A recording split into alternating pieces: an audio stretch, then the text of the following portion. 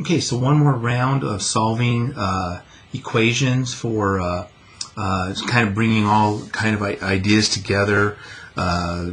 So here we go. So the next one, what I'm seeing is I see the good news is my angles, the arguments are the same, and I have a sine squared and a sine. So this is a classic quadratic. So we're very hopeful that this quadratic actually is a factorable. So let's try factoring it. So we have 2 sine x. I know I need a sine x plus 1 and that minus. Let's try minus 1, minus 1.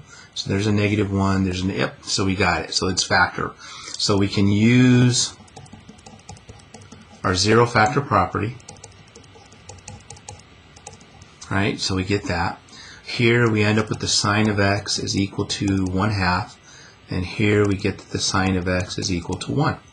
So here we're positive and we're a half. So that tells me two things, right? We're in quadrant number 1 and we're in quadrant number 2. And the half tells us that we have a 30-degree reference. So one of my angles, by the way, we're going to be doing this from 0 to 360, okay? So this tells me that one of my angles is 30 degrees. There's my quad 1. And in quad 2, that's 150 degrees. So there's that. Sine of x equals to 1. Well, in the first rotation, that happens when we're equal to 90 degrees. All right? And so that would be the only solution coming from that. It's the only time that sine's positive, positive 1 actually, within the first rotation. Of course, if we were in radian mode, right, this would be 5 pi over 6, 5 pi over 6, and pi over 2. So just make sure we're ready for that if and when you see it in your homework sets. All right, so there's that one. The next one, what we have is we've got a cosine of a double angle, right? So, and we have a cosine. So my arguments are not the same, so we got to get them the same. Since I have a cosine, I will use the 2 cosine squared theta minus 1, and then pray that this quadratic that we end up with factors. So let's see. We've got 2 cosine squared theta minus cosine theta, and that's a minus 3. So let's see if this factors. We got 2 cosine theta, cosine theta. I think that would have to be a 3 and a 1 and a minus and a plus. I think that gets the job done for us. Right? Yeah, negative, positive. Yep, that does it. Let me make sure one more time. Yeah. So we have 2 cosine theta minus 3 equals 0. And cosine theta plus 1 equals 0. So this gives us cosine of theta equals negative 1. And this eventually gives us cosine of theta equals 3/2. Good news and bad news here, right? Good news is we can solve that one. Theta is equal to 180 degrees, or in radian mode, pi. So we've got that one. But this 3/2 here is not a common angle. So we're going to have to turn to technology and then also be aware of cosine's positive in quadrant number 1 and quadrant number 4. All right, so when I invoke my technology, cosine of theta equals 3/2 means that theta is the cosine inverse of 3/2. So we're limiting ourselves to 0 to pi. So for sure, the technology is going to give us the quad 1 angle. We're going to have to work to get the quad 4 one. So let's just get that first one. So the quad 1 angle, we got the cosine,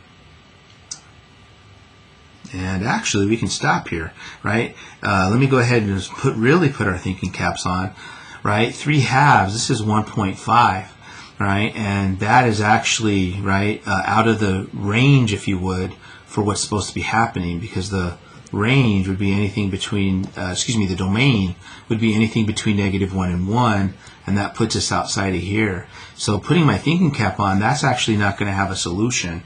But if we just didn't know that, if I didn't see that, and I tried finding that, right, 3/2, notice the technology is giving us undefined. So the good news is that we actually were able to solve it. One of the routes actually is not solvable.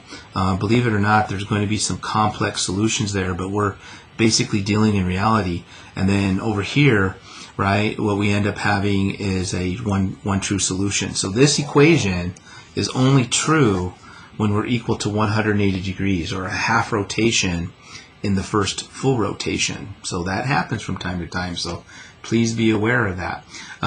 So last but not least, what we have is this guy.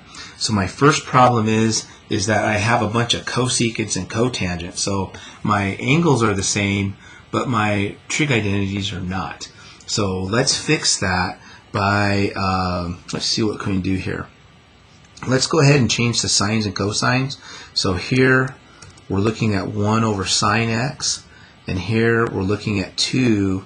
This is cosine x over sine x, and we're all equal to 0. So we can basically see that this is 1 plus 2 cosine x all over the sine of x is equal to 0. So since we're equal to 0, right, that means that the bottom, we're not really worried about the bottom. As a matter of fact, if I multiply both sides by sine x at the moment, right, sine x will divide out, leaving us with that, and 0 times sine x is 0. So really the only time a fraction is equal to 0 is when the top is equal to 0. So that's what the algebra leads me to. Solving for this, we get the cosine of x equals negative 1/2. So there's basically what the trig identities and a little algebra got us to. So we're basically solving cosine equals negative 1/2.